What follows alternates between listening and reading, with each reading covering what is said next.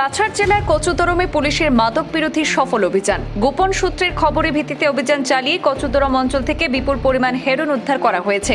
এই ঘটনায় এক মাদক পাচারকারীকেও আটক করেছে পুলিশ। পুলিশ সূত্রে জানা গেছে, অভিযানের সময় সন্দেহভাজন এক ব্যক্তিকে আটক করে তল্লাশি চালানো হয়। তল্লাশিতে 10টি সাবানের বাক্সের ভেতরে বিশেষ কায়দায় লুকিয়ে রাখা মোট 119.11 গ্রাম সন্দেহভাজন হেরোইন উদ্ধার করা হয়েছে। পাশাপাশি একটি মোবাইল ফোনও বাজেয়াপ্ত করেছে পুলিশ। এরপর এনডিপিএস আইনের বিধান অনুযায়ী সমস্ত আইনানুগ প্রক্রিয়া সম্পন্ন করে অভিযুক্তের বিরুদ্ধে প্রয়োজনীয় ব্যবস্থা গ্রহণ করা হয়। পুলিশ জানিয়েছে, উদ্ধার হওয়া মাদকের প্রকৃত উৎস, কোথায় পাচারের পরিকল্পনা ছিল এবং এই চক্রের সঙ্গে আরও কারা জড়িত রয়েছে তা জানতে তদন্ত অব্যাহত রয়েছে।